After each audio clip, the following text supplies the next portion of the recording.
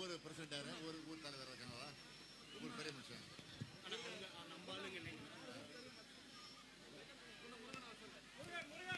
ஊராட்சி செயலாளர் கிளை செயலாளர் கிளை செயலாளர்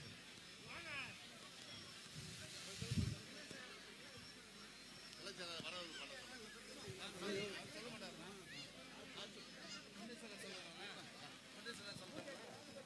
பண்ண சொல்ல மாட்டார்.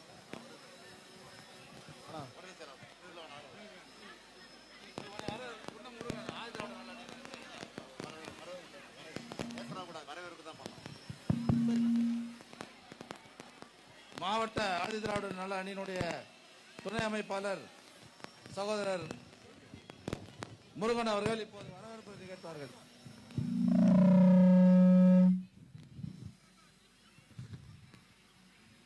காஞ்சிபுரம் வடக்கு மாவட்டம் திருப்பெரும்புதூர் தெற்கு ஒன்றியத்தில் அடங்கிய குன்னம் ஊராட்சியினுடைய நமது கழக தலைவர் அண்ணன் தளபதியார் அவர்கள் கலந்து கொண்டு இன்று நமது கிராமத்துக்கு வருகை தந்திருக்கிறார். நமது ஊராட்சி சபை கூட்டத்தை நமது கிராமத்தில் தமிழ்நாட்டிலே நமது கிராமத்தில் முதலாக தொடங்குவதற்காக தலைவர் அவர்களுக்கு ஊராட்சியின் சார்பாக நன்றியை தெரிவித்துக் கொண்டு எங்களுடைய ஊராட்சி சார்பாக தலைவர் அவர்களை வருக என்று வரவேற்கிறோம். அடுத்த மற்றும் கழக முன்னோடிகள், நாடாளுமன்ற சட்டமன்ற உறுப்பினர்கள் மற்றும் கலந்து கொண்டிருக்கின்ற ஊராட்சி மக்கள் அனைவரையும் வருக என்று வரவேற்கிறோம். நன்றி, வணக்கம்.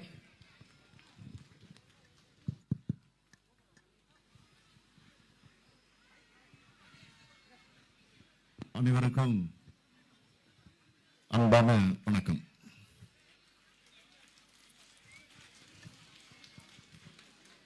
இந்த குன்னம் ஊராட்சியில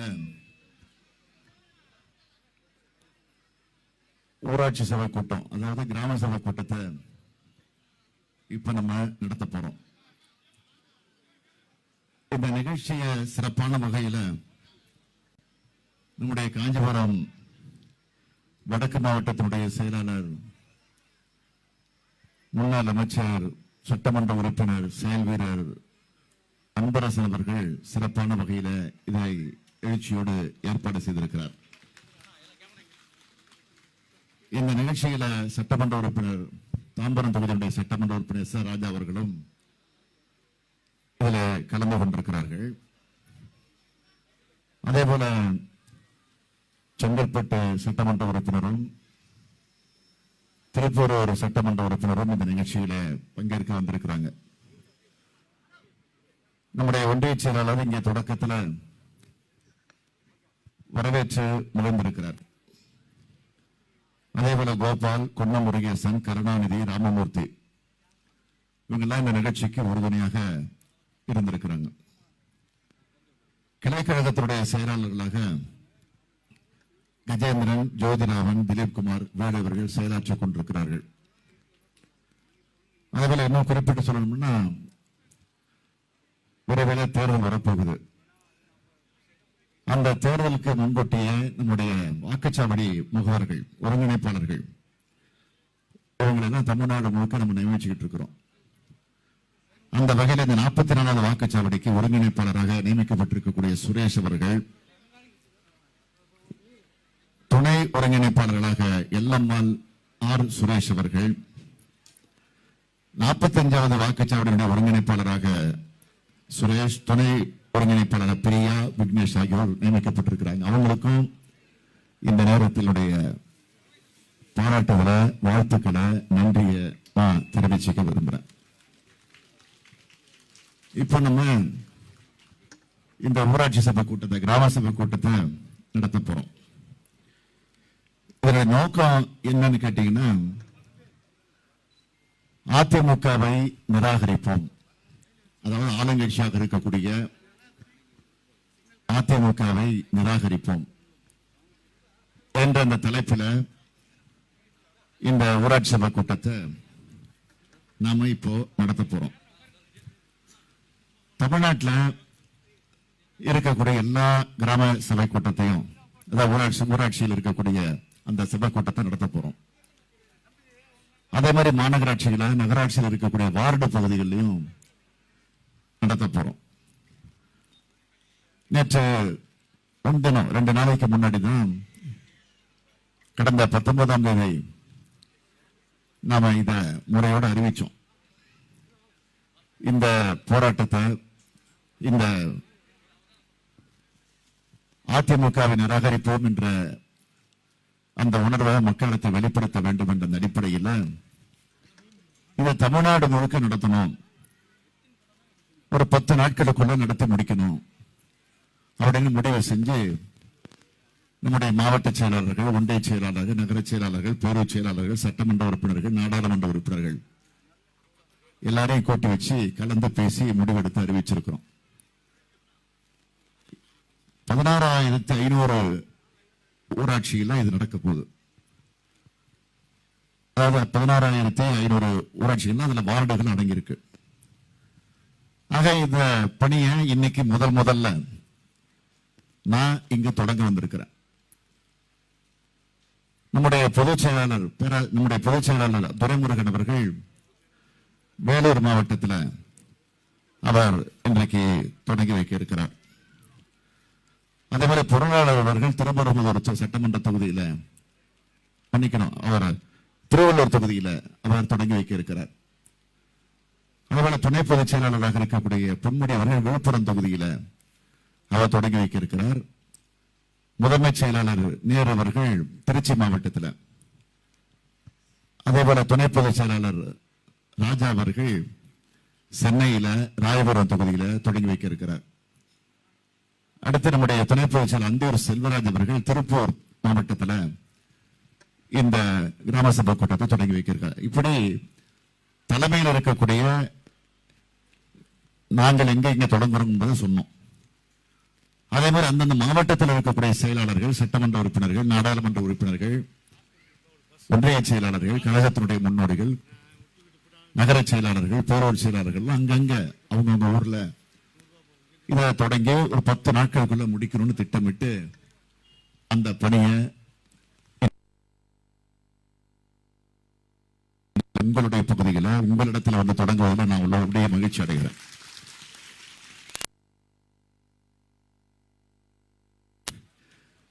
இந்த குன்னம் ஊராட்சிங்கிறது காஞ்சிபுரம் மாவட்டத்தில் இருக்கு. காஞ்சிபுரம் மாவட்டம் தான் ஒரு முக்கியமான மாவட்டம். அண்ணா பிறந்த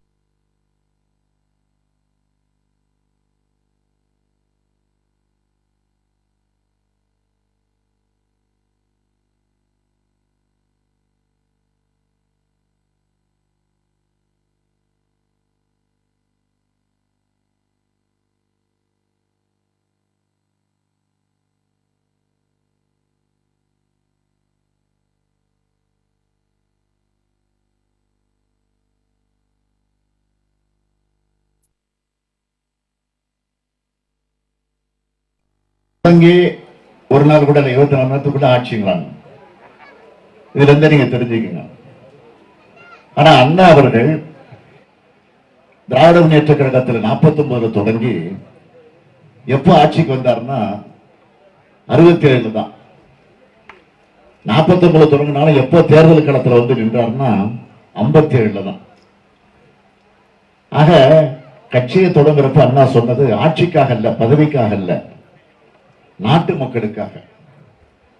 குறிப்பா ஏழை எளியவர்களுக்காக, விவசாய பெருங்குடி மக்களுக்காக, நெசவாளர்களுக்காக, தொழிலாளர்களுக்காக, பாட்டாளிகளுக்காக, பிற்படுத்தப்பட்ட மக்களுக்காக, தாழ்த்தப்பட்ட மக்களுக்காக, சிறுபான்மை சமுதாயத்தை சார்ந்திருக்கக்கூடிய மக்களுக்காக நம்முடைய கழகம் தொடங்கப்படுகிறது.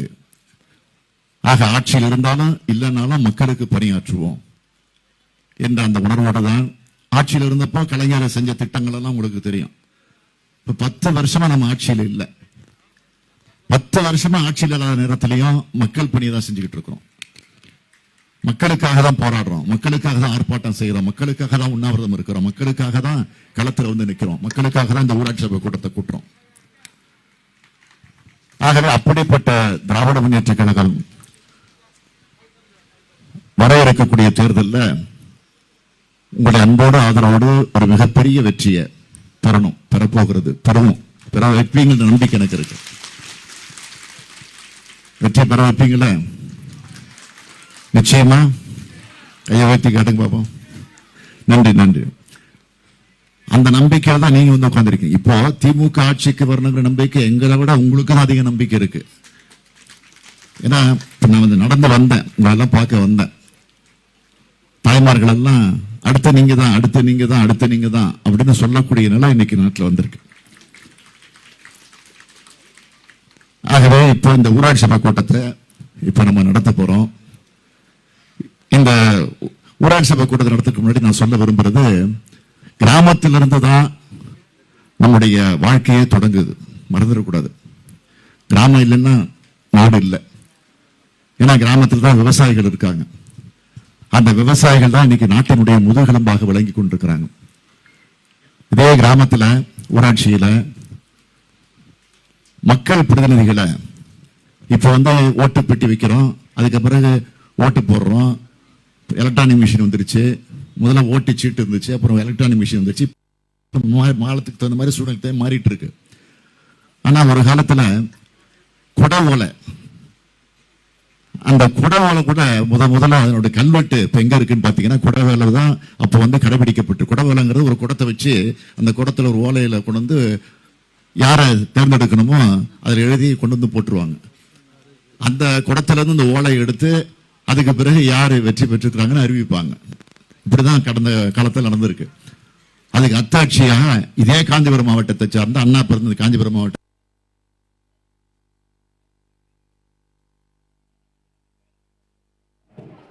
கடந்த தேர்தலுக்கு முன்னாடி நமக்கு நாம பயணத்தை போனப்போ நேரா போய் பார்த்துட்டு வந்தேன். ஆனா இப்ப அது மாறி ஓட்டு பெட்டி, ஓட்டு சீட் ஆச்சு. இப்ப எலக்ட்ரானிக் மிஷின் வந்துருச்சு. அதான் உங்களுக்கு தெரியும். ஆகவே காலத்தின் சூழ்நிலை மாறிக்கிட்டு இருக்கு.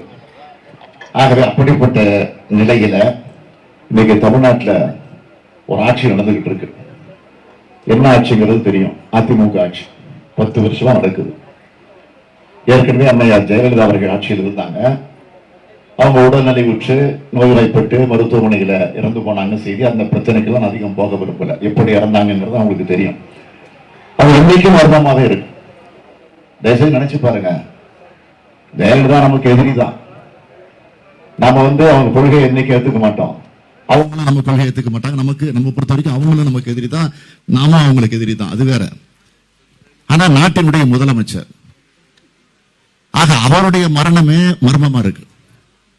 எப்படி இறந்தாங்க அப்படிங்கிறது ஒரு கேள்விக்குறியா இருக்கு. இதை கூட நாங்களா சொன்னோம், நாங்க சொல்லல. இன்னைக்கு துணை முதலமைச்சரா இருக்காரு பாருங்க, ஓ பன்னீர்செல்வம். அவர் தான் சொன்னாரு விசாரணை வைக்கணும், நீதி விசாரணை வைக்கணும்னு சொல்லி. நீதி விசாரணை வச்சாங்க. ஆறுமுகசாமி தலைமையில, ஓய்வு பெற்ற நீதிபதி ஆறுமுகசாமி தலைமையில ஒரு கமிஷன் அமைக்கப்பட்டுச்சு. எத்தனை வருஷம் ஆச்சு? கிட்டத்தட்ட ஒரு 10 தடவை அதை நீடிச்சுக்கிட்டு இருக்கிறாங்களே தவிர விசாரணை கமிஷனை இது வரைக்கும் அதுக்கு முடிவு வரல. அதை பத்தி அதிகம் பேச விரும்பல. எதுக்காக சொல்றேன்னா, அதுக்கு பிறகு ஓபிஎஸ் கொஞ்ச நாள் மந்திரியா முதலமைச்சரா இருந்தாரு. அதுக்கு பிறகு அவரு போய் எடப்பாடி உட்கார வச்சாங்க. எடப்பாடி பழனிசாமி அவர்கள் முதலமைச்சரா இருக்காங்க. ஆனா அவர் பொறுப்பேற்றதற்கு பிறகு என்னென்ன கொடுமைகள் எல்லாம் நடந்துகிட்டு இருக்குன்னு உங்களுக்கு தெரியும். ஆனா அவர் சொல்லுவாரு, நான் ஒரு விவசாயி, நான் ஒரு விவசாயின்னு தொடர்ந்து சொல்லிட்டு இருக்கிறாரு. நீங்க பாத்தீங்கன்னா ரவுடி தான் வந்து நான் ரவுடி, நான் பெரிய ரவுடின்னு. அது மாதிரி எனக்கு ஒரு பச்சை துண்டை போட்டுக்கிட்டா பெரிய விவசாயின்னு சொல்லிட்டு இருக்க. பச்சை துண்டை போட்டுக்கிட்டு பச்சை துரோகம் செய்து கொண்டிருக்கிறவங்க தான் எடப்பாடி பழனிசாமி. அதை நீங்க வாழ்ந்துருக்கிறார். ஏன்னா 3 வேளாண் சட்டங்கள் என்னாச்சு?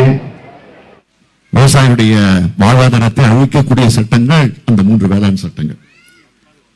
அத பிஜேபி அரசு பார்லிமெண்ட்ல ராஜ்யசபால கொண்டு வரப்போ அதிமுக கண்மூடித்தனமா ஆதரிச்சது மட்டும் இல்ல, ஓட்டம் போட்டாங்க. ஓட்டு போட்டது மட்டுமல்ல, எடப்பாடி பழனிசாமி அவர்கள் அதுல எந்த தவறும் இல்லை அப்படின்னு வாதிட்டு இருக்கிறாங்க. தயவு செய்து நீங்க நினைச்சு பார்க்கணும், விவசாய பெருங்குடி மக்கள் அதான் சிந்திச்சு பார்க்கணும். ஆக அதுக்காக தொடர்ந்து இன்னைக்கு பாத்தீங்கன்னா 25 நாளா 30 நாட்களாக ஒரு மாசமா டெல்லியில லட்சக்கணக்கான விவசாயிகள் ஒன்று திரண்டு பல்வேறு மாநிலத்திலிருந்து டிராக்டர்ல வந்து குடும்பமா வந்து அங்கேயே ஒரு குடியில் அமைச்சு அங்கேயே சமைச்சு அங்கேயே சாப்பிட்டு கடுமையான குளிர் டெல்லியில வந்து சட்டை போடாம வெளியில போக முடியாது. சட்டையில சொற்ற போடாம கம்பளி போர்வை போடாம வெளியில போக முடியாது. அவ்வளவு பெரிய குளிர் அங்க. ஆக அந்த குளிரை கூட பொருட்படுத்தாம அங்க விவசாய பெருங்குடி மக்கள் வந்து பெண் பிள்ளைகளோட குழந்தை குட்டிகளோட அங்கேயே போராடிக்கிட்டு இருக்கிறாங்க. சமைச்சு சாப்பிட்டு அங்கேயே போராடிக்கிட்டு இருக்காங்க. ஒரு பக்கத்தில் உண்ணாவிரதம் இருந்துகிட்டு இருக்கிறாங்க, ஒரு பக்கத்தில் போராடிக்கிட்டு இருக்கிறாங்க. இது வரைக்கும் பிரதமர் மோடி அவர்கள் அவங்களை அழைச்சி பேசினாரா? அதை தீர்த்து வைக்கணுங்கிற முயற்சியில் ஈடுபட்டு இருக்கிறாரா? இல்ல. அவங்க வைக்கிற கோரிக்கை என்ன? அந்த 3 வேளாண் சட்டங்களை உடனே இந்த அரசு, மத்திய அரசு திரும்ப பெறணும் அப்படின்னு ஒரு கோரிக்கை வைக்கிறாங்க. ஆக அந்த கோரிக்கையை நிறைவேற்ற முடியாத நிலையில் வந்து ஆட்சி இருந்துகிட்டு இருக்கு. ஆனா அதுக்கு இன்னைக்கு எடப்பாடி பழனிசாமி அவர்கள் ஒத்து ஒதுக்கிட்டு இருக்கிறாரு. இந்த 4 வருஷமா பாத்தீங்கன்னா எடப்பாடி பழனிசாமி தலைமையில் ஏற்கனவே அதிமுக ஆட்சி செஞ்ச ஊழல்லாம் உங்களுக்கு தெரியும். நான் அதை பத்தி பிரச்சனைக்கு வரல. இப்ப இருக்கக்கூடிய முதலமைச்சர் எடப்பாடி பழனிசாமி இந்த 4 வருஷத்துல செஞ்சிட்டு இருக்கக்கூடிய ஊழல்கள், லஞ்சம், லாவணி எல்லாம் உங்களுக்கு நல்லா தெரியும். நேற்றைக்கு கூட நான் கவர்னரை போய் சந்திச்சேன். நான் நம்முடைய பொதுச் செயலாளர், பொருளாளர், துணை பொதுச் செயலாளர் எல்லாம் போய் கவர்னரை போய் சந்திச்சோம். 97 பக்கங்கள் கொண்டிருக்கக்கூடிய ஒரு ஊழல் பட்டியலை கொடுத்திருக்கிறோம். முதலமைச்சர் செஞ்சிருக்கக்கூடிய ஊழல், நான் எல்லா அமைச்சர்களோட பட்டியல் போட்டு நேரம் இல்லை, அதை சொல்ல விரும்பல. முதலமைச்சர், துணை முதலமைச்சர் மட்டும் என்ன செஞ்சிருக்கிறாங்கன்னா, கிட்டத்தட்ட 6133 கோடி ரூபாய் ஒரு கான்ட்ராக்ட்ல. என்ன கான்ட்ராக்ட்? நெடுஞ்சாலைத்துறை யார் கையில் இருக்கு? எடப்பாடி பழனிசாமி இடத்துல இருக்கு. அவருடைய உறவினர்களுக்கு அந்த டெண்டரை விட்டு அதுல 6133 கோடி ரூபாய் ஊழல் செஞ்சிருக்கிறாங்கிற ஆதாரத்தை கண்டுபிடிச்சு நாங்க இந்த செய்தியை வெளியிட்டோம். எந்த பதிலும் கிடையாது. உடனே என்ன பண்ணோம்? நம்முடைய அமைப்பு செயலாளர் வழக்கறிஞர் RS பாரதி, மாநிலங்களவை உறுப்பினராக இருக்கிறார் RS பாரதி, அவர் மூலமாக உயர்நீதிமன்றத்துக்கு போனோம். இந்த மாதிரி ஒரு ஊழல் நடந்துகிட்டு இருக்கு, இதை உடனே விசாரிச்சு நடவடிக்கை எடுக்கணும்னு. உயர்நீதிமன்றம் ஏத்துக்குச்சு. ஏத்துக்கிட்டது மட்டுமல்ல, இதை நாங்க விசாரிச்சா உண்மை வெளியில வராது, அதனால சிபிஐ விசாரிக்கணும் அப்படின்னு உயர்நீதிமன்றம் உத்தரவு போட்டுடுச்சு. சிபிஐ விசாரணைக்கு உத்தரவு போட்டுடுச்சு. யாரு? சென்னை உயர்நீதிமன்றம். எடப்பாடி பழனிசாமி என்ன செஞ்சிருக்கணும்? நான் அதை சந்திக்க தயார், என் மீது தவறு இல்லை, சிபிஐ இல்ல எந்த விசாரணை வந்தாலும் ஏத்துக்க தயார் சொல்லியிருந்தா அவரை உள்ள ஒரு ஆம்பாலும் நம்ம ஒத்துக்கலாம். அவர் என்ன பண்ணாரு? தடை வாங்கினார். அதை விசாரிக்க கூடாது. ஆக இதுல இருந்து நீங்க புரிஞ்சுக்கலாம். ஆக அதை பற்றி கூட நாங்கள் விளக்கமாக, விரிவாக, ஆதாரங்களோடு, ஏதோ பொத்தாம் பொதுவாக இல்ல, ஏதோ வாய்க்கு வந்தபடி மாங்காய் பிடிச்சதோ வாய் பிடிச்சதோ நாங்க இந்த ஊழல் பட்டியல கொடுத்துடல. ஆதாரங்களை திரட்டி எல்லாம் டீட்டெயிலா எங்கெங்க என்னென்ன நடந்திருக்குங்கிறத திரட்டி அத்தனையும் குறிப்பெடுத்து அந்த ஊழல் பட்டியல சேர்த்து கவர்னருக்கு கொடுத்திருக்கிறோம். அதே மாதிரி துணை முதலமைச்சர் வருமானத்துக்கு மீறி சொத்து வாங்கியிருக்கிறாரு. பல்வேறு வெளிநாடுகள் எல்லாம் கூட எங்கெங்க தீவுகள் எல்லாம் வாங்கியிருக்காங்க அப்படிங்கிற ஆதாரங்கள்லாம் கிடைச்சிருக்கு. அதெல்லாம் தொகுத்து கவர்னருக்கு கொடுத்திருக்கிறோம். கொடுத்துட்டு வெளில வந்து சொன்னேன், இப்ப நாங்க கொடுத்திருக்கிறது பார்ட் 1, விரைவில் பார்ட் 2 கொடுக்க போறோம். அதாவது முதல் கட்டத்தை கொடுத்தாச்சு, 2வது கட்டத்தை கொடுக்க போறோம். இன்னும் அமைச்சர்கள் பல ஊழல்கள் எல்லாம் வந்துகிட்டு இருக்கு. எதுக்காக இதை சொல்றேன்னா, இந்த நாட்டையே குட்டிச்சோறாக்கிட்டு இருக்கிறாங்க. கொரோனாங்கிறது எப்படிப்பட்ட நோய்?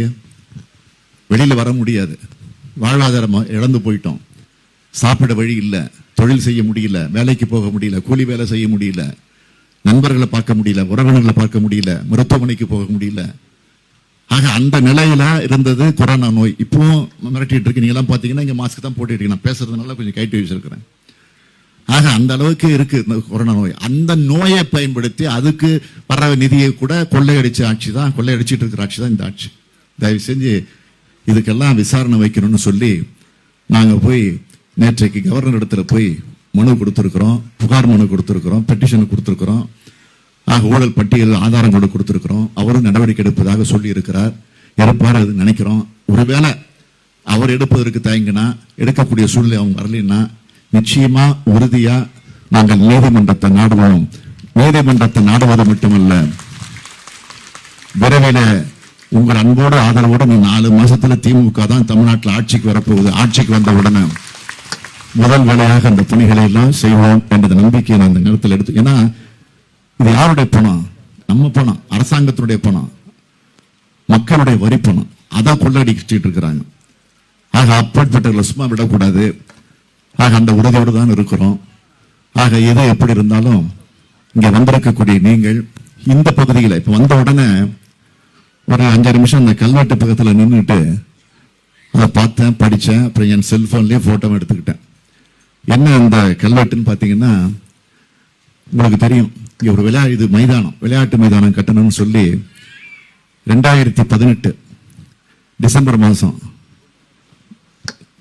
இந்த அடிக்கல் நாட்டப்பட்டுச்சு. அதுக்கு நிதியை ஒதுக்கி இருக்காங்க. அதெல்லாம் அதுல இருக்கு. நான் ஏதோ இஷ்டத்துக்கு சொல்றேன்னு நினைக்க கூடாது. ஏன்னா ஊர் மக்களுக்கும் உங்களுக்கு எல்லாம் தெரியும், மற்றவங்களுக்கு தெரிஞ்சுக்கணுக்கும், பத்திரிகைக்காரங்களுக்கும் தெரியணுன்றதுக்காக சொல்றேன். எல்லா டேட்டால இருக்கு அந்த கல்வெட்டுல. எப்போ ஆரம்பிக்கணும், எப்போ முடிக்கணும், அதுக்கு எவ்வளவு நிதி ஒதுக்கீடு செய்யப்பட்டிருக்கு அப்படின்னு எல்லாம் இருக்கு. எப்போ 2018 டிசம்பர் மாசம் போடப்பட்டது. அதுக்கு பிறகு இப்ப 2020 டிசம்பர் மாசம் இது வரைக்கும் எந்த பணியும் நடக்கல. இதுதான் இந்த ஆட்சியினுடைய நிலை. இது மாதிரி எவ்வளவோ பணிகள் உங்களுடைய ஊர்ல இருக்கக்கூடிய குளம், அதே மாதிரி 100 நாட்கள் வேலையில கோழி எங்களுக்கு ஒழுங்கா முறையா இந்த சேரல, ஓய்வூதியம், பட்டா பிரச்சனை, மகளிர் சுய உதவிக்குழு பிரச்சனை, குடிநீர் பிரச்சனை, சாலை பிரச்சனை, மருத்துவமனை பிரச்சனை, பஸ் வசதி பிரச்சனை, பள்ளிக்கூட பிரச்சனை, இப்படி எவ்வளவோ பிரச்சனைகள் ஒவ்வொரு கிராமத்திலும் இருக்கு. ஆக அந்த பிரச்சனைகளுக்கெல்லாம் விடிவு காலம் காண வேண்டும் என்பதற்காகத்தான் உங்களை தேடி வந்திருக்கிறேன். உங்களுடைய குறைகளை நேரடியாக கேட்க வந்திருக்கிறேன். அத்தனை பேரும் பேசுறதா இருந்தா விடிய பேசிட்டு இருக்கணும். அத்தனை பேரும் பேச வாய்ப்பு இல்லை. ஏற்கனவே ஒரு 10 பேர் பட்டியல் கொடுத்துருக்கிறீங்க. உங்க ஊருக்காரங்க மூலமா அந்த பட்டியலை நாங்க இங்க குறிச்சு வச்சுக்கிட்டு இருக்கிறேன். அந்த அடிப்படையில் உங்களை அழைக்கிறப்போ அவங்க இந்த இடத்துல நின்று சுருக்கமா பேசுனது திருப்பி அந்த கருத்தை பேச வேண்டாம். ஏன்னா அதே கருத்தை தான் மற்றவங்களும் பேச போறீங்க. இந்த ஊர் பிரச்சனை தான் நீங்க பேச போறீங்க. சொன்னீங்கன்னா அந்த பிரச்சனை எல்லாம் குறிச்சு வச்சுக்கிட்டு அதுக்குரிய விளக்கத்தையும் நான் முடிஞ்ச வரைக்கும் இங்க சொல்லிட்டு போறதுக்கு நான் தயாரா இருக்கிறேன் என்பதையும் இந்த நேரத்தில் தெரிவித்துக் கொண்டு, முதல்ல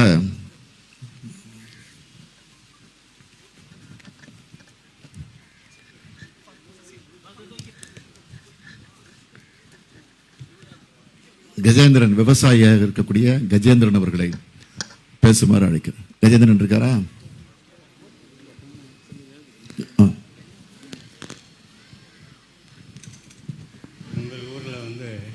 எங்கள் ஊரில் விவசாயத்தை தான் நம்பி இருக்கிறோம். நான் விவசாயம் இன்னைக்கு நிலைமை செயற்கையால் இயற்கையால் சீற்றத்தால் இதை பார்க்கறதுக்கு எந்த ஒரு அதிகாரம் கிடைக்கும். அதுக்கு உண்டான தீர்மானம் எதுவும் செய்யலை.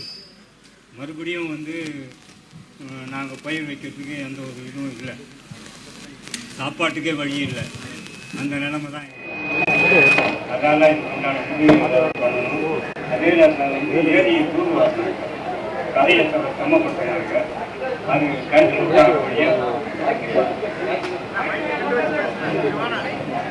கன்று முட்டாங்களுடைய மந்திரியுடைய கன்று அப்படின்னு சொல்லிட்டு சொந்தக்காரருடைய கன்றுன்னு சொல்லிட்டு கரையை சமப்படுத்தினாங்களே ஒழிய உயர்த்தலை. எந்த ஒரு வேலையும் செய்யாமல் பில்லு எடுத்துட்டாங்க. மைக்கு கிட்ட பிடிக்கணும். மந்திரியோட டெண்டர்னா என்னது? ஆமாம் ஆமாம். மந்திரி டெண்டர்னா மந்திரியுடைய சொந்தக்கார டெண்டர். நல்லா சொல்லுங்க, நல்லா சொல்லுங்க. மந்திரியுடைய சொந்தக்கார டெண்டர். கேட்டுங்க. அதை எந்த ஒரு பணியும் செய்யலை. அதே நேரத்தில் நாங்கள் மாவட்ட ஆட்சியாளர் 2 முறை போய் ஊர்காரங்க பெரியவங்க பார்த்தோம். பார்த்த போதும் அதுக்கு உண்டான தீர்மானம் மாவட்ட ஆட்சியாளர் எதுவும் பண்ணலை. ஆனால் அதிகாரிங்க என்ன சொன்னாங்கன்னா, நீங்கள் வந்து எந்த ஒரு மனு கொடுக்காதீங்க, அதாவது வந்து கான்ட்ராக்டுக்காரன் வந்து சுமூகமான முறையில் போய் பாருங்கள், வேலை நடக்குனாங்க. அதுவும் நடக்கலை. கலங்களை வந்து பழைய இருந்த கலங்களே நல்லா இருந்தது, அதை உடைச்சாங்க. உடைச்ச போது நாங்கள் போய் தகராறு பண்ணோம். தகராறு பண்ணுற போது அதை வந்து உடைச்சிட்டாங்க, உயர்த்தி கட்டலை, அதை விட கம்மியாக கட்டிட்டு இன்றைக்கி நீர் வரத்து கம்மியாகிடுச்சு. நாங்கள் வந்து பயிர் செய்ய முடியல. எங்களுக்கு உயிர் நாடியே அதான். இது மாதிரிலாம் பண்ணுறாங்க இந்த அரசாங்கம். அதனால் எங்களுக்கு அதுக்கு ஏதாவது ஒரு இது பண்ணணும். நன்றி நன்றி கஜேந்திரன், நன்றி. அடுத்து திருமதி மகாலட்சுமி அவர்கள் மேடைக்கு வரும். வழி விடுங்க.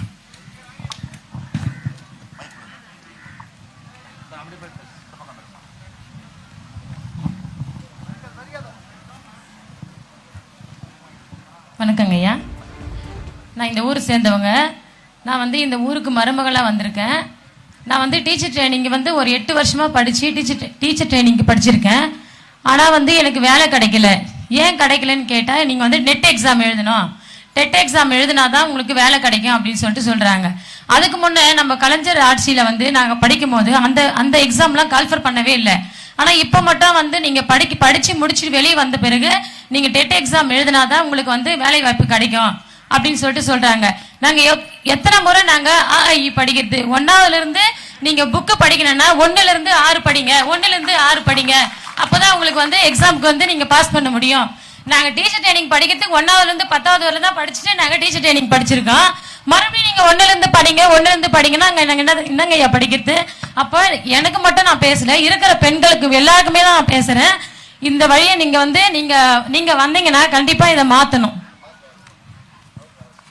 நன்றிங்க. நன்றி நன்றி. அடுத்து திரு ஞானசேகரன் அவர்கள். திரு ஞானசேகரன்.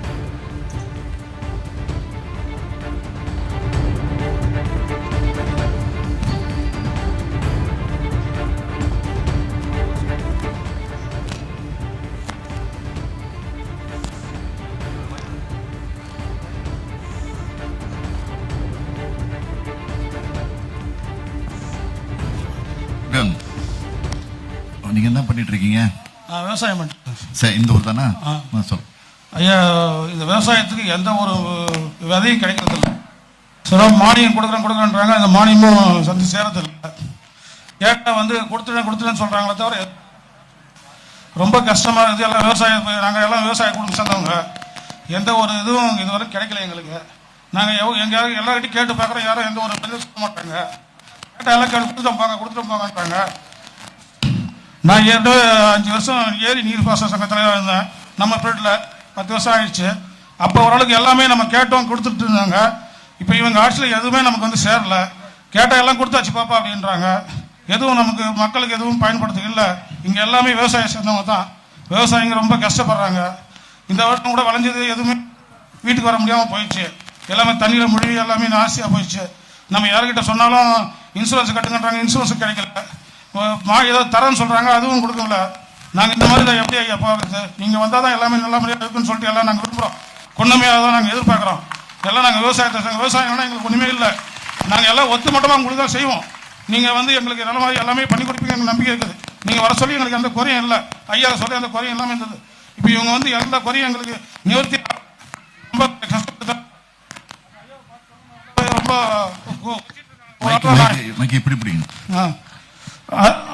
அதில் ஒரு ஆள் தான் நான். எல்லாருமே வந்து ஐயா கிட்ட சொல்லணுன்றாங்க. எல்லாம் சொல்லுங்க, எல்லாம் சொன்னாதான் ஐயா நமக்கு வந்தால் எல்லாம் செய்வார். எல்லாம் நல்ல மாதிரி செய்யறதுக்கு நீங்களாம் கிட்ட வந்து சொல்லுங்கன்றாங்க.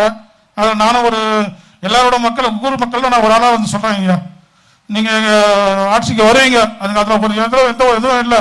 இந்த மாதிரி நீங்கள் வந்து எங்களுக்கு எந்த குறையும் இல்லாமல் குணம் வச்சுக்க எல்லாமே செஞ்சு கொடுக்கணும் ஐயா. வணக்கங்க. மைக் கொடுத்துட்டு போடுங்க. திரு பார்த்திபன் அவர்கள். திரு பார்த்திபன்.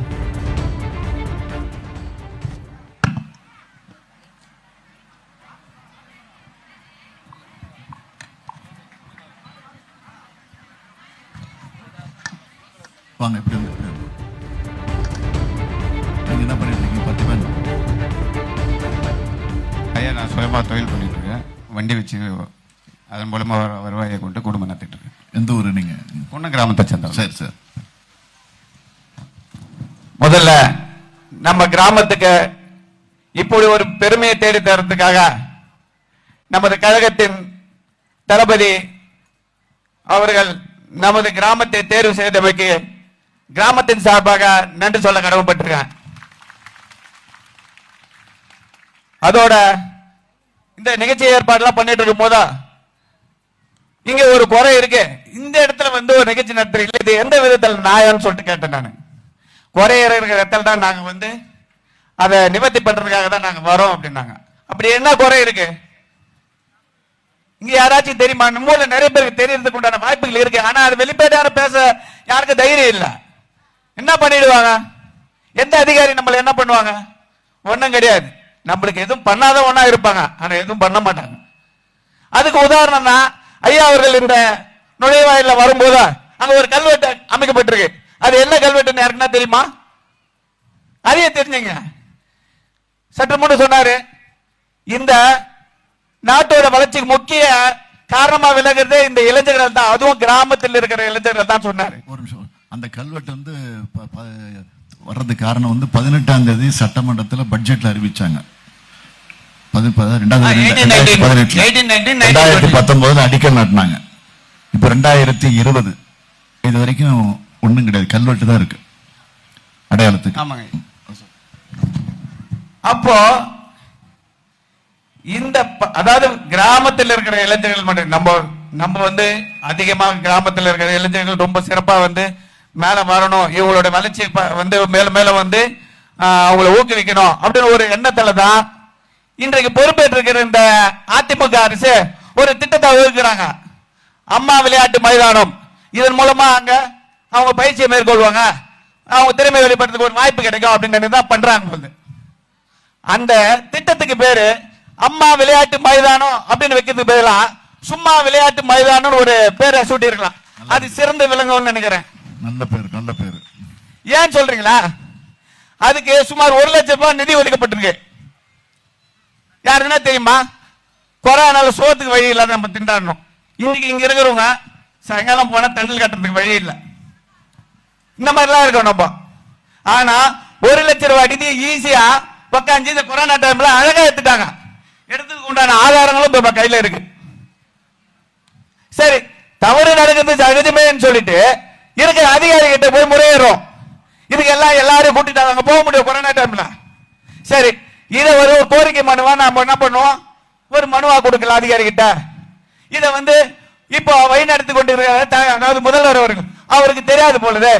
சரி, அவருக்கே பணியாற்ற அதிகாரிகள் நம்ம தெளிவுபடுத்தும் அப்படின்னு சொல்லிட்டு ஒரு 100-200 கையெழுத்து வந்து இந்த மாதிரி நடந்திருக்கு, நம்ம என்ன பண்ணலாம் அப்படின்னு மொத்தமா சேர்ந்து இது ஒரு முடிவு எடுத்து ஒரு மனுவா நாங்க கொடுக்குறோம். அதை வாங்கி பாக்குறாங்க. அப்படிங்களா?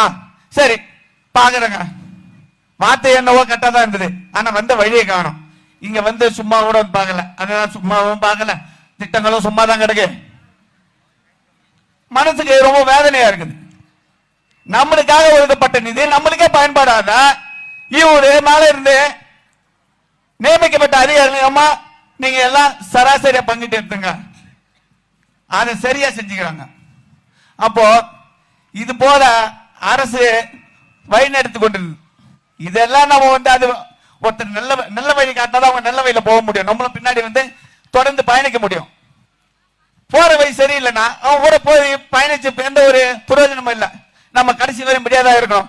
எனவே இந்த அதிமுக அரசை நிராகரித்து திமுகவை நாங்கள் அதாவது தலைவர் அவர்களை எங்களை வழிநடத்த இந்த கழவர்கள் கூட்டத்தில் இருந்து எங்களை காப்பாற்ற வேண்டும் கொண்டு இந்த தருணத்தில் பேச வாய்ப்பு நன்றி தெரிவித்துக் கொள்கிறேன். நன்றி நன்றி நன்றி. பார்த்திபா, மை கொடுத்துரும். அடுத்து திரு பாரதி வரதன் அவர்களை பேசுமாறு அழைக்கிறேன். பாரதி வரதன், மைக் அங்க கொடுத்துருங்க. மைக் வாங்கி அவர்கிட்ட கொடு. அங்கே இருங்க. உங்க பேரு என்ன, தொழில் என்ன சொல்லிட்டு பேசு. உட்காந்து பேசுங்க. உட்காந்து பேசுங்க பிரதர்.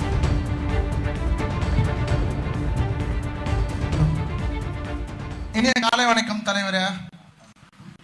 இந்த குன்னம் கிராமத்துல பாரதி வரதன் என் பேரு. இந்த மாவட்டத்துல இருக்கிற வேலை வாய்ப்பு ரொம்ப கம்மியா இருக்கு. தலைவர் கலைஞர் அவர்களுடைய ஆட்சி காலத்துல இந்த ஏரியாவில் தொழிற்சாலைகள் கொண்டு வரப்பட்டது. ஆனா இங்க இருக்கிற தொழிற்சாலைகள்ல எங்க ஏரியா மக்களுக்கு வேலை வாய்ப்பு அதிகமாக கிடைக்கிறது இல்லை.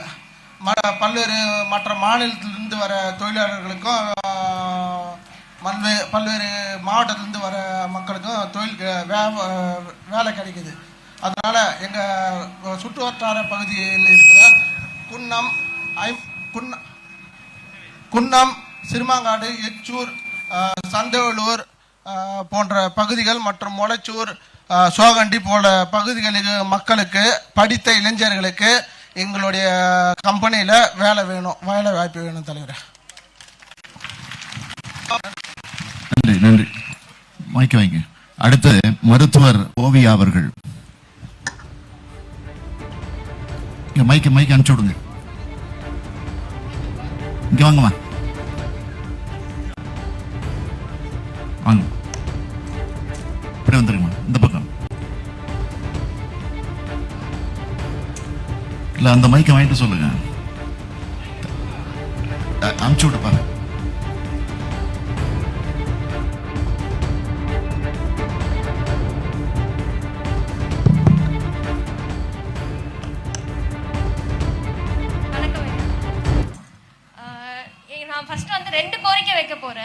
முதல் விஷயம் என்னன்னா எங்க ஊர்ல ஒரு ஆரம்ப சுகாதார நிலையம்னு ஒண்ணு இல்லவே இல்லை.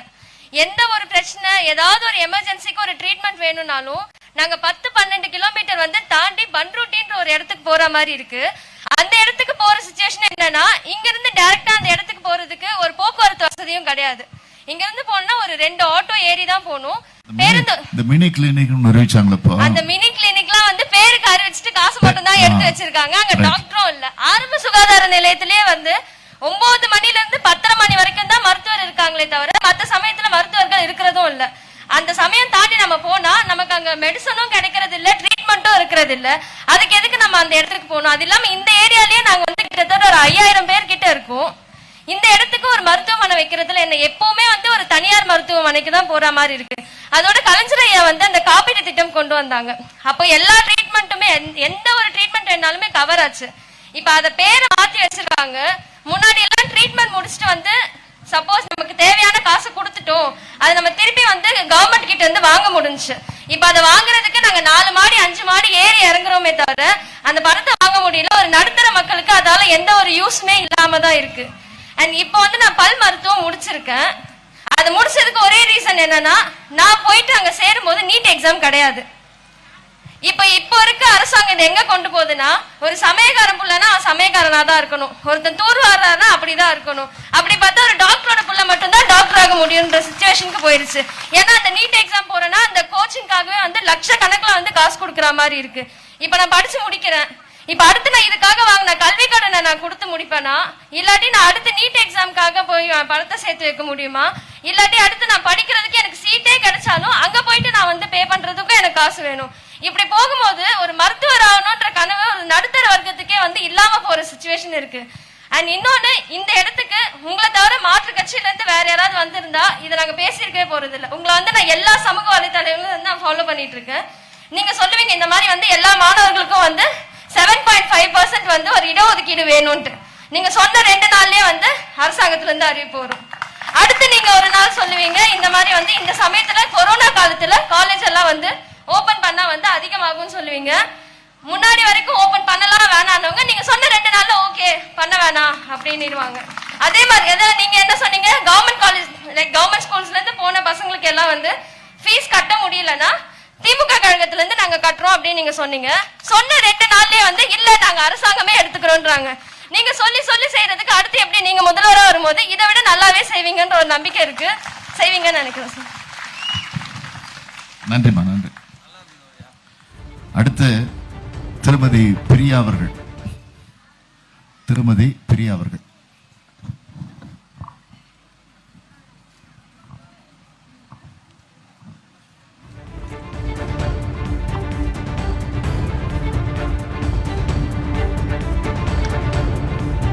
தலைவர் அவர்களுக்கு வணக்கம். நான் மகளிர் குழு சார்பாக பேச வந்திருக்கேன். 2005 நாங்கள் மகளிர் குழு எல்லாருமே சேர்ந்து நாங்கள் ஆரம்பிச்சு நாங்கள் இந்த மகளிர் குழு மூலயமா 2006, 2011 வருஷம் டாக்டர் கலைஞர் பிரிவில் எங்களுக்கு பார்த்தீங்கன்னா லோன் கொடுத்தாங்க. அந்த லோன்ல மானியமும் கொடுத்தாங்க. இதனால நாங்கள் என்ன செஞ்சோம்னா சிறு தொழில் செஞ்சோம், வியாபாரம் பண்ணோம். எங்களுடைய வாழ்க்கையில நாங்கள் சின்ன சின்னதா வேலைகள்லாம் செஞ்சு குடும்பத்தை சந்தோஷமா நாங்கள் நடத்தணும். ரொம்ப எங்களுக்கு அது பார்த்தீங்கன்னா ரொம்ப யூஸ்ஃபுல்லா இருந்துச்சு. நாங்கள் அதனால பயனடைஞ்சோம். அதுக்கடுத்து இருக்கிற காலத்துல பார்த்தீங்கன்னா லோன் கொடுத்தாங்க, ஆனா வட்டியோடு சேர்த்து லோன் கொடுத்தாங்க. எங்களால வட்டியும் கட்ட முடியுமா, இல்ல அசல் கட்டுறதா, இல்ல நாங்க சிறு தொழில் செய்யறதான்றது எங்களுடைய வாழ்க்கையில ஃபர்ஸ்ட் 2006, 2015 கலைஞர் ஆட்சி காலத்துல கொடுத்த அந்த மானிய லோன்ல இருந்த சந்தோஷம் இப்ப கிடையாது. கொஞ்ச நேரத்துக்கு பேசின போது அண்ணன் பேசினாரு, வட்டிக்கு வாங்குறோம் தண்டல்காரு. இந்த மகளிர் குழுவுல நாங்க எல்லாருமே சேர்ந்தது எதுக்குன்னா, இப்படி நாங்க சிறு சிறு தொழில் செஞ்சு வட்டி இல்லாத மானியத்தோட நாங்க செஞ்சு பழைக்கணும் அப்படின்ற ஒரே நோக்கத்துக்காக தான் நாங்க இதுல சேர்ந்து ஆரம்பிச்சு எல்லாருமே இதுல பயனடைஞ்சோம். ஆனா அது இப்ப கிடையவே கிடையாது. மகளிர்ல இருக்கிற நாங்க அந்த மானியம் கொடுக்கும் போது எங்களுக்கு ஒரு சுதந்திரம் இருந்துச்சு. ஃப்ரீயா நாங்க, அதாவது மானியம் இருக்கு, நம்ம வியாபாரம் செய்யலாம், வட்டி எதுவுமே இல்லாம சின்ன சின்னதா செஞ்சு பெரிய பெரிய தொழில போடலாம் அப்படின்ற ஒரு நம்பிக்கை. ஆனா இப்ப அந்த சுதந்திரமும் இல்ல, நம்பிக்கையும் கிடையாது. அதனால மகளிர் எல்லார் சார்பாகவும் எங்களுக்கு வருங்கால முதலமைச்சர் நீங்க கண்டிப்பா வருவீங்க, நிரந்தர முதல்வரும் நீங்க தான். அதனால மகளிர் சார்பா நாங்க எல்லாரும் உங்களுக்கு ஆதரிக்கிறோம். இந்த மகளிர்ல எங்களுக்கு மானியத்தோட லோன் வேணும் என்ற கோரிக்கை உங்களிடத்துல நான் சமர்ப்பிக்கிறேன். நன்றிமா, நன்றி. அடுத்து திரு விக்னேஷ் அவர்கள். விக்னேஷ் வாங்க தம்பி, வாங்க. மிதம் மிதம்.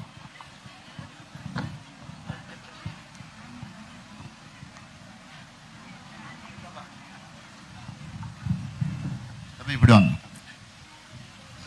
என்ன பண்ணிட்டு இருக்கீங்க விக்னேஷ்? டிப்ளமோ முடிச்சிருக்கேன். சார் இந்த ஊர் தானே? இந்த ஊர் தான் ஐயா. இப்போ வந்து நிலத்தடி நீர் மட்டும் வந்து ரொம்ப வந்து கீழே போயிட்டு இருக்கிறது மட்டும் இல்லாமல் இப்போ வந்து நம்ம இடம் எல்லாமே தொழிற்சாலை சார்ந்த இடமா ஆகிப்போச்சு. இப்போ வந்து பார்த்தீங்கன்னா குடிநீரில் வந்து பார்த்தீங்கன்னா கழிவு நீர் வந்து அதிகமாக கலக்க ஆரம்பிச்சு ஐயா. இந்த ஃபேக்ட்ரி காரணமாக முறைப்படி வந்து பார்த்தீங்கன்னா சுத்திகரிப்பு பண்ணாமல் கழிவு நீரை வந்து வெளியேறாங்க. இப்போ வந்து பார்த்தீங்கன்னா கலைஞர் ஆட்சியில் பார்த்தீங்கன்னா பாலாறு திட்டம் வந்து கொண்டு வந்தாங்க. எல்லாருமே இந்த தண்ணி போய் சேரணும், எல்லாருமே குடிநீர் வந்து கொடுக்கணும் அப்படின்றாங்க. இன்னைக்கு வந்து போகிற தண்ணி நம்ம நிலத்தடியிலேருந்து எடுக்கிற தண்ணியை வந்து ஃபேக்ட்ரி காரணமாக அடியில் போயிட்டு அது வந்து நமக்கு குடிநீர் வந்து மாசான குடிநீராக வருது.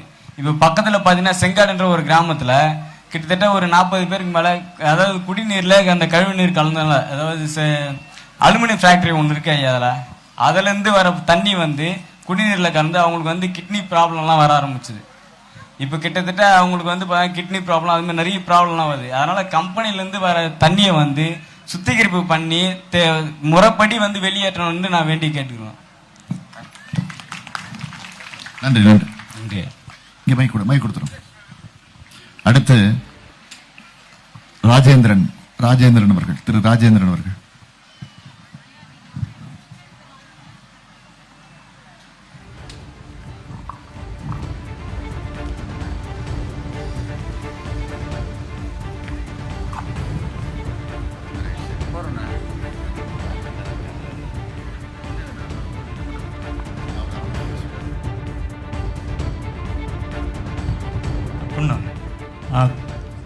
இல்லை பார்ட் டைம் டீச்சருங்க.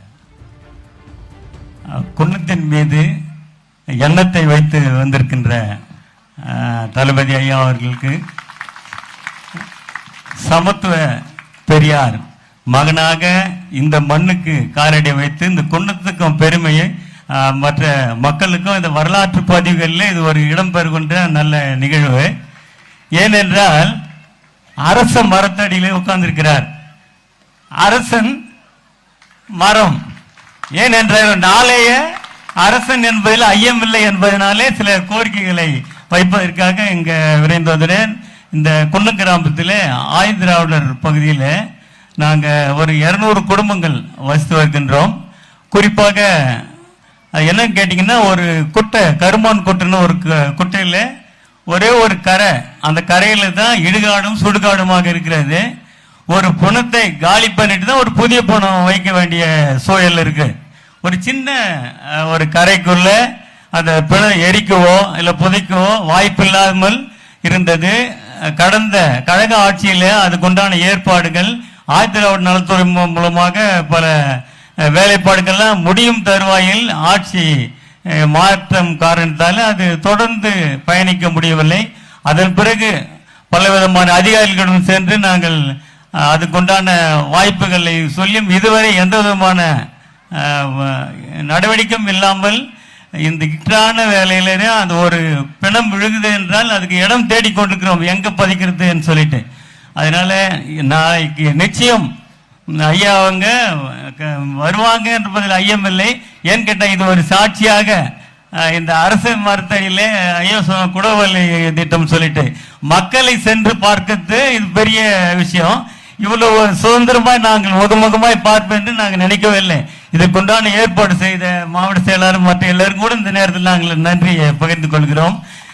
என்கிட்ட அரசன் மக்களை தேடி வருவது பெரிய பாக்கியம். அதனால் நீங்கள் தான் அடுத்த முதல்வர் என்பதில் சிறிதும் ஐயப்பாடு இல்லை என்பதை கொள்கிறோம். அப்போ நீங்கள் வரும்பொழுது எங்களை நினைவு கூர்ந்து அந்த இடுகாட்டுக்கும் சுடுகாட்டுக்கும் உங்களை மனதில் வைத்துக் கொள்ளும்படி இந்த நேரத்தில் நான் கேட்டுக்கொள்கிறேன். வாய்ப்பு கொடுத்த இதுக்கு நான் நன்றி கூறி விடைபெறுகிறேன். நன்றி, வணக்கம்.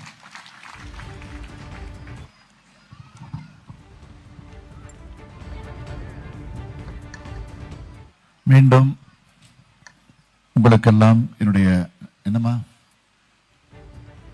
நீங்க பேசுனா அப்புறம் எல்லாரும் கேட்பாங்களே.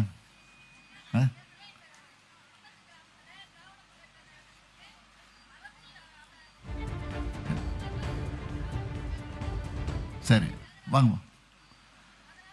இல்ல இல்ல எல்லா சப்ஜெக்டும் பேசிட்டாங்க. புதுசா ஏதாவது சப்ஜெக்ட் தான் சொல்லுங்க. வாங்க வாங்க. பேசுனதே பேச வேண்டாம், மற்றவங்க பேசுனதே பேச வேண்டாம். சொல்லுங்க சொல்லுங்க, சுருக்கமா சொல்லுங்க. உங்க பேருமா? என் பேர் ரேவதி சார். ரேவதி, சொல்லுங்க. கருவறையிலிருந்து கல்லறை வரை அப்படின்னு சொல்லுவாங்க இல்லையா, நான் கருவில் இருக்கும் போதே எங்க அப்பா டிஎம்கேன்றது ஒன்று கற்றுக் கொடுத்தாரு. அதுவே தான் நான் இன்னைக்கு இருக்கிறேன். எங்க கிராமத்தில் நிறைய குறைகள் இருக்குது. அந்த குறைகள் இப்போ குளத்தை நாங்கள் சீர்படுத்துறோம்னு சொன்னாங்க. குளம் சீர்படுத்தினாங்க, ஆனால் சீர்படுத்த முடியல. மழை வந்துடுச்சு, அவங்க மேலேயும் குறை சொல்ல முடியாது. ஆனால் ரெண்டாவது கரை கட்டுறன்னு கட்டினாங்க, அந்த கரை முழுசாக கட்ட முடியல. ஏதோ கொஞ்சம் மண் எட்டாவது கொட்டினாங்க, போட்டாங்க. இப்போ ரெண்டாவது அது மழை பெஞ்சு ஸ்கூல் காம்பவுண்ட் ஊரில் வந்தாச்சு. ஸ்கூலில் குழந்தைங்க படிக்கும் போது அந்த காம்பவுண்டு சவுறு விழுமா என்ன பண்ணுன்றது ஒரு பிரச்சனை இருக்குது. ரெண்டாவது எங்கள் கிராமத்தில் கக்கூஸ் கொண்டு வந்தாங்க தேசிய ஊர வாய்ப்பு திட்டத்து மூலயமா. அதை கட்டி முடிச்ச சில பேர் காசே கொடுக்கல. நாங்கள் கேட்டோம், கேட்டதுக்கு என்ன சொன்னாங்க, இன்னைக்கு வரும் நாளைக்கு 3 வருஷம். எங்கள் வீட்டுக்கு 3 வருஷம் ஆச்சு சார், இன்ன வரலும் ஒரு காசு கூட போடலை.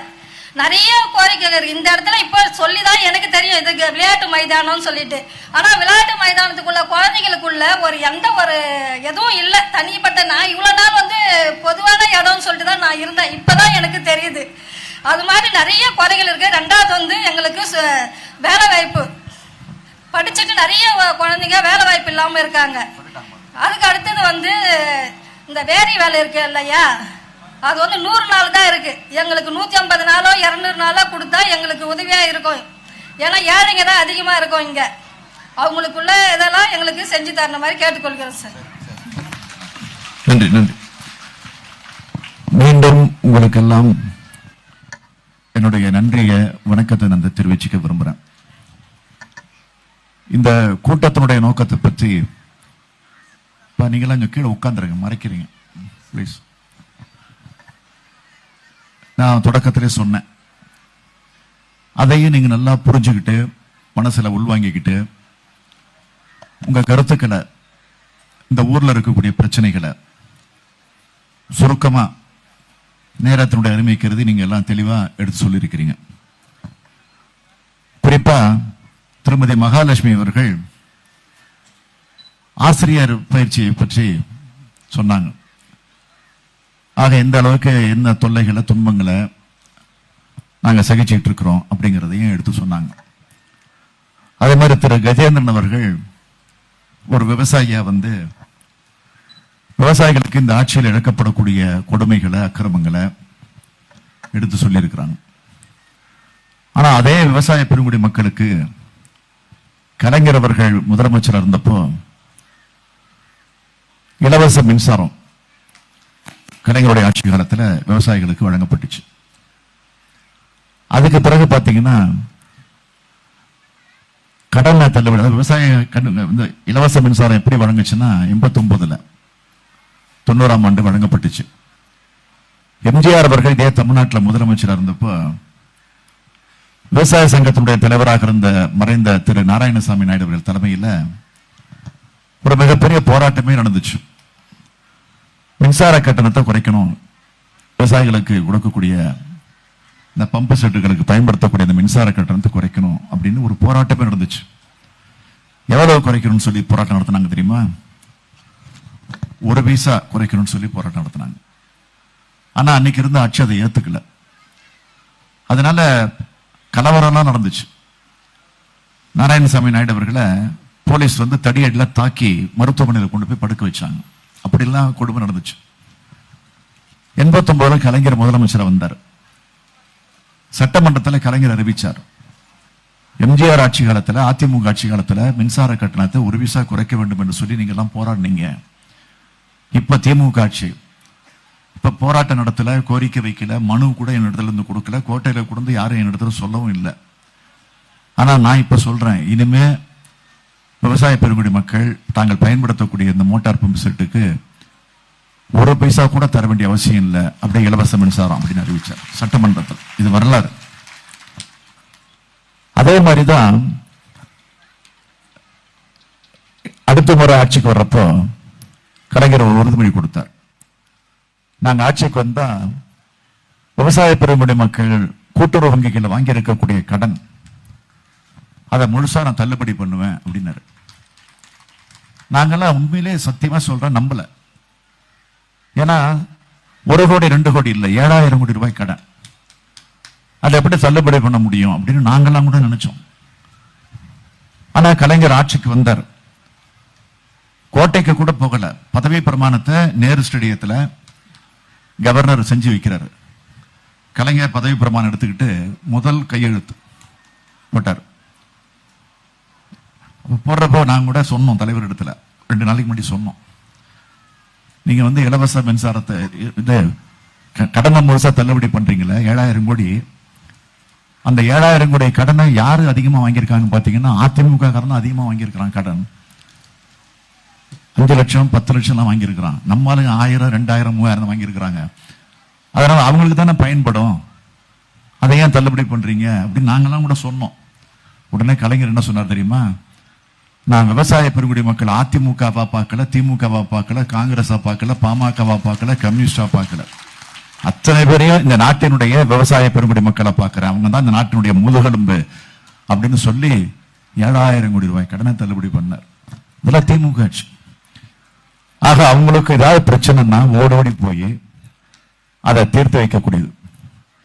நீங்க தொடர்ந்து பாக்குறீங்க, டெல்லியிலே போய் இத்தனை போராட்டம் நடந்துச்சு.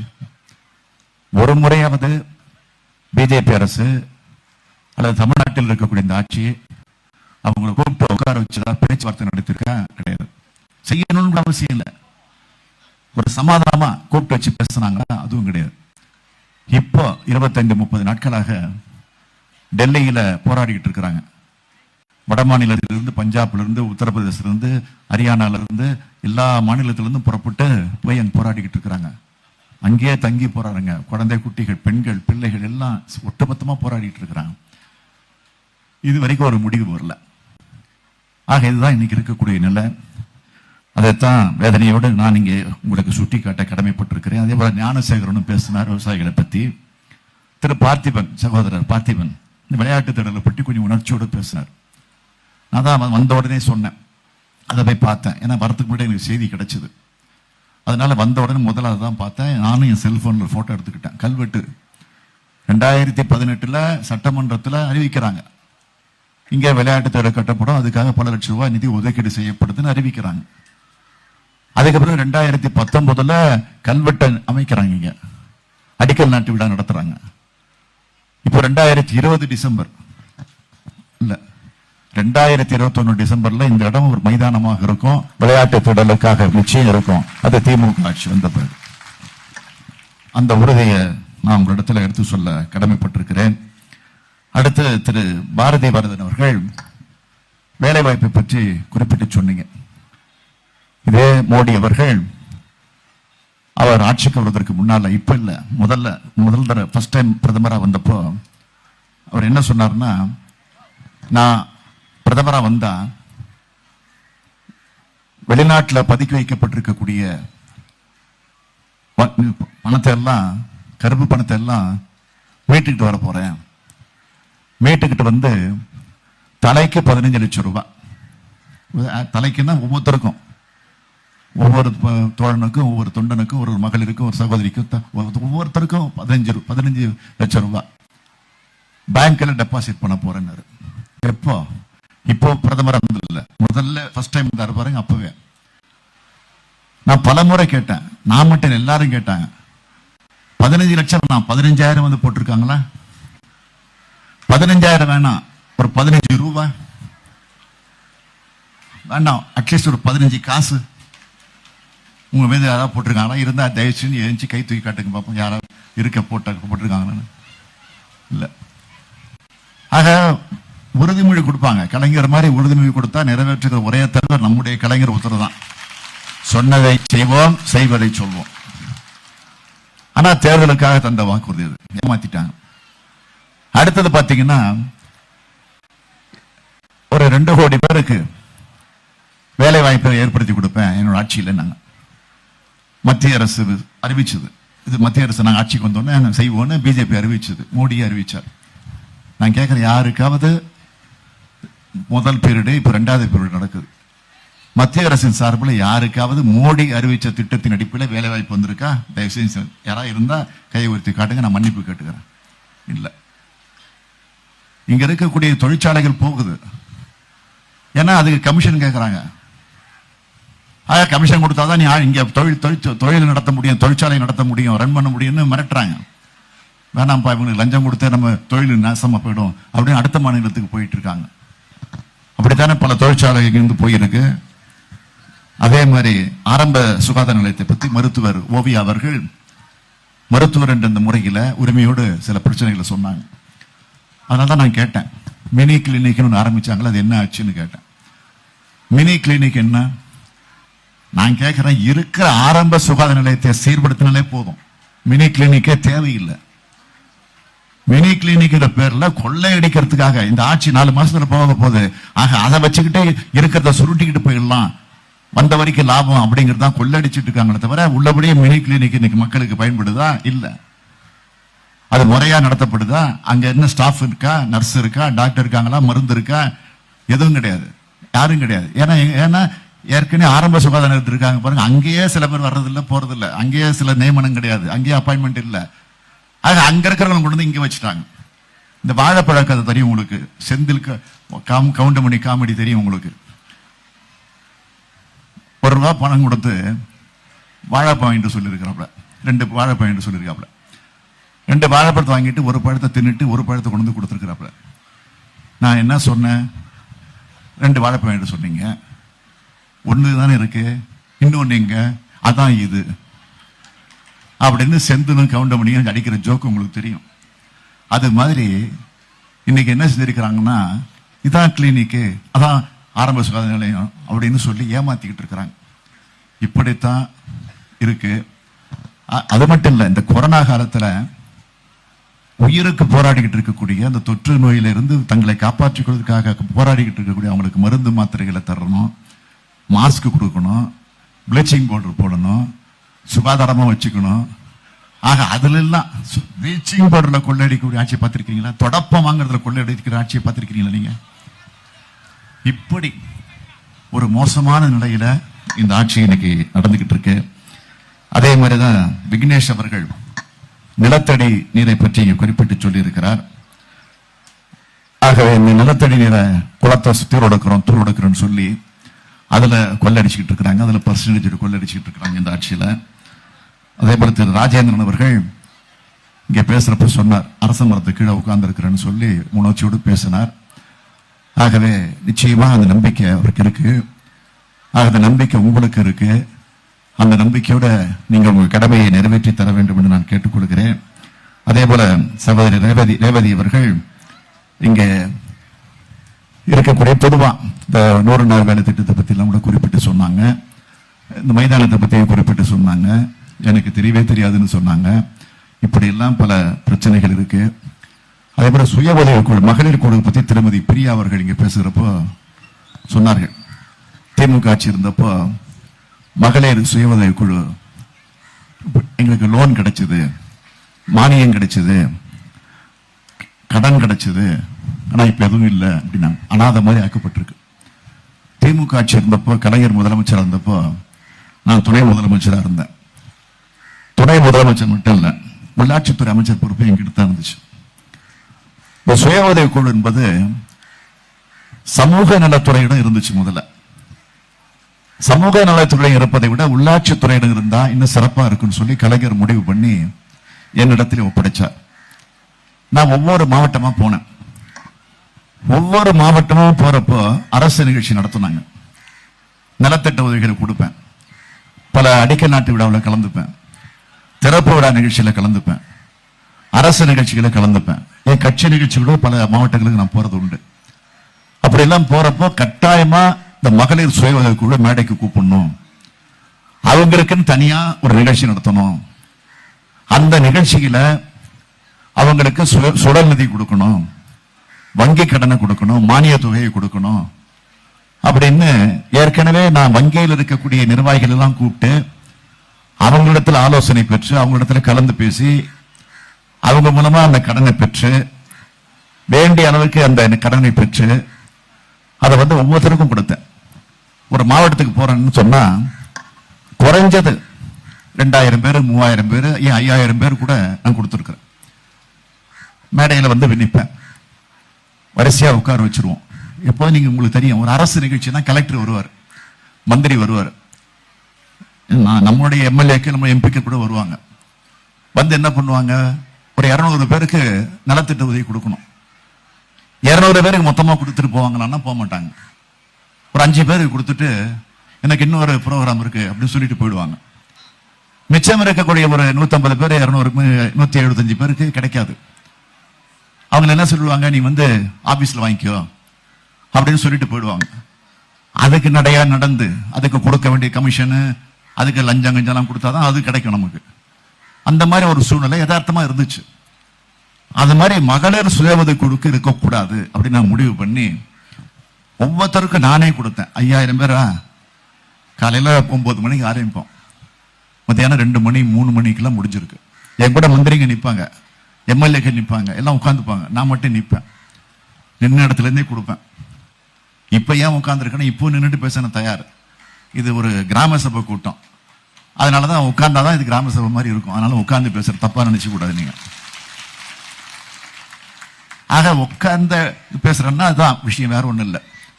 ஆக நின்றுகிட்டு அத்தனை பேருக்கும் கொடுத்தேன், ஒத்தனை கூட மிஸ் ஆனதில்லை. ஏன்னா முதல்ல அவங்களை வரிசையா உட்கார வச்சிருவோம், நம்பர் போட்டு உட்கார வச்சிருவோம், டோக்கன் கொடுத்துருவோம், பேட்ஜ் கொடுத்துருவோம். அந்த பேட்ஜ் பேரை கவரை பேட்ஜ் பார்த்து கூட படிச்சு கொடுக்க வேண்டிய அவசியம் இல்லை செக்கை. ஏன்னா நம்பர் நாங்க கவர்ல நம்பர் போட்டிருப்போம், அந்த நம்பர் படி வரிசையா வந்துகிட்டே இருப்பாங்க. நாங்க வரிசையா கொடுத்துக்கிட்டே இருப்போம், டக்கு டக்கு டக்கு டக்குன்னு கொடுத்து. ஏன்னா 5000 பேர் கொடுக்கறதுனா 2 மணி நேரம், 3 மணி நேரம், 4 மணி நேரம் ஆகும். மொத்தம் கொடுப்போம். சில வயது முதிர்ந்த தாய்மார்கள் எல்லாம் மேடையில ஏறி கேட்பாங்க, ஏன்பா நாங்கெல்லாம் உட்கார்ந்து இருக்கிறோம், நீங்க கூப்பிடுறப்பதான் நாங்க மேல வரோம், அப்போ உங்க கையில வாங்குறேன், ஆனா நீ நின்றுகிட்டே இருக்கிறிய, நாங்க பார்த்துக்கிட்டே இருக்கிறோம், காலெல்லாம் வலிக்கலையா அப்படின்னு கேட்பாங்க. சில தாய்மாரி கேட்பாங்க. அப்ப நான் சொல்லுவேன், இதை நீங்க வாங்குறீங்கல்ல, வாங்குறப்ப உங்க முகத்தை பாக்குறேன், உங்க முகத்துல தோன்ற அந்த மகிழ்ச்சியை பாக்குறப்ப என் கால் வலி தானா பறந்து போயிடுது அப்படின்னு சொல்லுவேன். அதுல எனக்கு ஒரு திருப்தி, அவங்களுக்கு ஒரு திருப்தி. ஆக இப்படி கொடுத்தோம். ஏன்னா ஒழுங்கா போய் சேரணும். ஏன்னா இடையில சில தரகர்கள், சில அதிகாரிகள் தவறு பண்ணிடக்கூடாது. ஆக அது முறையா உங்களுக்கு சேராம விட்டுறக்கூடாது. ஏன்னா எதுக்காக சுய உதவி குழு கலைஞர் ஆரம்பிச்சாரு? முதல்ல தருமபுரி மாவட்டத்தில் 89ஆம் ஆண்டு முதலமைச்சராக இருந்த கலைஞர் அவர்கள் தருமபுரி மாவட்டத்தில் தொடங்கினப்ப சொன்னார், நீங்க சொந்த காலில் நிக்கணும், பெண்கள் தன்னந்தனியா தங்களுடைய வாழ்க்கையை அமைச்சுக்கணும், ஒரு தன்னம்பிக்கை பெற்றவர்களாக நீங்க வாழணும், யாரை பத்தி நீங்க கவலைப்படக்கூடாது, எதுக்கும் நீங்க துணிஞ்சு நிக்கணும், அதுக்காகத்தான் வங்கியில கடன் பெற்று நீங்க ஒரு சுய தொழிலை சிறு தொழிலை செஞ்சு அதன் மூலமாக நீங்கள் வாழ்க்கையை நல்லபடியாக அமைச்சுக்கணும், தன்னம்பிக்கை பெற்றவர்களாக இருக்கணும் என்ற நம்பிக்கையில தான் கலைஞர் அவர்கள் தொடங்கினார். அதனால்தான் பெண்களுக்கு எத்தனையோ சலுகைகள் வழங்கினாங்க. தந்தை பெரியார் கண்ட கனவு, சொத்துல பெண்களுக்கு சம உரிமை, வேலை வாய்ப்பில் பெண்களுக்கு 30% இடஒதுக்கீடு, உள்ளாட்சி அமைப்புகள்ல 33% இடஒதுக்கீடு பெண்களுக்கு, ஆரம்ப பள்ளிக்கூடங்கள்ல கட்டாயமா பெண்களைத்தான் ஆசிரியர்களாக நியமிக்கணும்னு சட்டம். ஒரு ஏழை எளிய குடும்பத்தில் பிறந்திருக்கக்கூடிய ஒரு பெண்ணுக்கு திருமணம்னு சொன்னா நினைச்சு பாருங்க, அந்த பெண்ணை பெற்றெடுத்திருக்கக்கூடிய பெற்றோருங்க, வறுமை கோட்டில் இருக்கக்கூடிய இந்த பெண்ணை பெற்றெடுத்திருக்கக்கூடிய இந்த பெற்றோர்கள் எப்படி திருமணத்தை செய்யறது, எங்க போய் யாரிடத்துல கடன் கேட்கறது, நண்பர்களை கேட்கலாமா, உறவினர்களை கேட்கலாமா, வட்டிக்கு வாங்கலாமா, ஆக அந்த வட்டியை திருப்பி செலுத்த முடியுமா, வீட்டில் இருக்கக்கூடிய தட்டுமுட்டு சாமான்களை வித்தாவது திருமணத்தை நடத்தலாமா என்றெல்லாம் ஏங்கி தவிச்சிட்டு இருந்தக்கூடிய இந்த குடும்பங்களின் கொடுமைகளை அறிந்த காரணத்தினால்தான் தலைவர் கலைஞர் அவர்கள் திருமணத்திற்கு வரக்கூடிய பெண்ணுக்கு திருமண உதவி திட்டம் வழங்க வேண்டும் என்று ஒரு அற்புதமான திட்டத்தை கலைஞர் அவர்கள் கொண்டு வந்து நிறைவேற்றினார். அதான இன்னைக்கு நடந்துகிட்டு இருக்கு. ஆக பெண்களுடைய முன்னேற்றம் தான் இந்த நாட்டினுடைய முன்னேற்றம் என்ற அந்த அடிப்படையில் கலைஞர் அவர்கள் அந்த அற்புதமான திட்டங்களை எல்லாம் கொண்டு வந்தார்கள். அதான் இங்க சொன்னீங்க, நிச்சயமா உறுதியா சொல்றேன், மீண்டும் விரைவில் இன்னும் 4 மாசத்துல எனக்கு நம்பிக்கை இருக்கு இல்லையா, உங்களுக்கு அதிகமா நம்பிக்கை இருக்கு. அந்த நம்பிக்கையோட வரக்கூடிய ஆட்சி திமுக ஆட்சி. அந்த திமுக ஆட்சி வந்த உடனே அந்த மகளிர் சுய உதவிக்குழு பிரச்சனை முழுமையாக தீர்த்து வைக்கப்படும். அதே மாதிரி பட்டா பிரச்சனையாக இருந்தாலும் சரி, குடிநீர் பிரச்சனையாக இருந்தாலும் சரி, மருத்துவமனை பிரச்சனையாக இருந்தாலும் சரி, இப்படி பல பிரச்சனைகளை இந்த 100 நாள் வேலை திட்டமாக இருந்தாலும் சரி, வேலை வாய்ப்பு பிரச்சனையாக இருந்தாலும் சரி, இப்படி இருக்கக்கூடிய எல்லா பிரச்சனைகளுக்கும் விடிவு காலத்தை ஏற்படுத்துவோம் என்ற அந்த நம்பிக்கையை நான் உங்களிடத்தில் எடுத்து சொல்லி இப்போ ஒரு தீர்மானத்தை நாம் நிறைவேற்றவிருக்கிறோம். என்ன தீர்மானம் கேட்டா, இப்போ ஆண்டு கொண்டிருக்கக்கூடிய ஆளுங்கட்சியாக இருக்கக்கூடிய அதிமுகவை நிராகரிக்கிறோம் என்ற உங்களுடைய குரல் மூலமாக அந்த தீர்மானத்தை இப்பொழுது நாம் நிறைவேற்றப் போகிறோம். நான் இப்பொழுது சொல்லுவேன், அதை திரும்ப நீங்க சொல்லணும். அதாவது விவசாயிகளை வஞ்சித்த அதிமுகவை நிராகரிப்போம் அப்படின்னு சொல்லுவேன். விவசாயிகளை வஞ்சித்த அப்படின்னு சொன்னா அதிமுகவை நிராகரிப்போம் என்று சொல்லணும். வேலை இல்லாமல் திண்டாட விட்ட அதிமுகவை நிராகரிப்போம். தாகத்தில் தவிக்க விட்ட அதிமுகவை நிராகரிப்போம். சட்டம் ஒழுங்கை சந்தி சிரிக்க செய்த அதிமுகவை நிராகரிப்போம். கஜானாவை சுரண்டி காலி செய்த அதிமுகவை நிராகரிப்போம். கல்வியையும் சுதந்திரத்தையும் தரமிழக்க செய்த அதிமுகவை நிராகரிப்போம். பெண்களின் உரிமைகளை பறித்த அதிமுகவை நிராகரிப்போம். சமூக நீதியை சிதைத்த அதிமுகவை நிராகரிப்போம். தமிழர்களின் பெருமைகளை சீரழித்த அதிமுகவை நிராகரிப்போம். ஆட்சி செய்ய தகுதியற்ற அதிமுகவை நிராகரிப்போம். நான் முதல்ல சொல்லுவேன், நீங்க அதிமுகவை நிராகரிப்போம் என்பதை மாத்திரம் உங்கள் குரல் மூலமாக எழுப்ப வேண்டும் என்று நான் கேட்டுக்கொள்கிறேன். விவசாயிகளை வஞ்சித்த அதிமுகவை நிராகரிக்கிறோம். அதிமுகவை நிராகரிக்கிறோம் மட்டும் சொன்னா போதும். விவசாயிகளை வஞ்சித்த அதிமுகவை நிராகரிக்கிறோம். வேலை இல்லாமல் திண்டாட விட்ட அதிமுகவை நிராகரிக்கிறோம். தாகத்தில் தவிக்க விட்ட அதிமுகவை நிராகரிக்கிறோம். சட்டம் ஒழுங்கை சந்தி சிரிக்க செய்த அதிமுகவை நிராகரிக்கிறோம். கஜானாவை சுரண்டி காலி செய்த அதிமுகவை நிராகரிக்கிறோம். கல்வியும் சுகாதாரத்தையும் தரமிழக்க செய்த அதிமுகவை நிராகரிக்கிறோம். பெண்களின் உரிமைகளை பறித்த அதிமுகவை நிராகரிக்கிறோம். சமூக நீதியை சிதைத்த அதிமுகவை நிராகரிக்கிறோம். தமிழர்களின் பெருமைகளை சீரழித்த அதிமுகவை நிராகரிக்கிறோம். ஆட்சி செய்ய தகுதியற்ற அதிமுகவை நிராகரிக்கிறோம். புதிய ஆட்சியை உருவாக்கணும், நம்ம ஆட்சியை உருவாக்கணும், திமுக ஆட்சியை உருவாக்கணும். நீங்கள் அத்தனை பேரும் ஆதரிக்க வேண்டிய சின்னம், ஆதரிக்க நன்றி நன்றி வணக்கம்.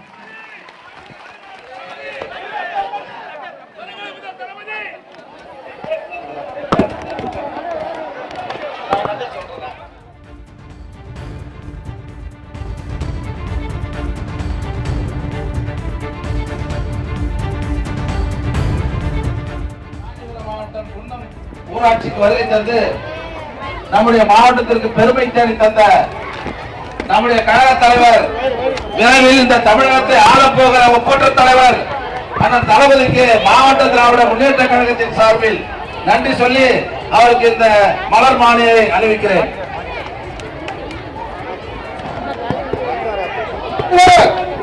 வாழ்க வாழ்க வாழ்க வாழ்க வாழ்க வாழ்க வாழ்க வாழ்க வாழ்க வாழ்க வாழ்க வாழ்க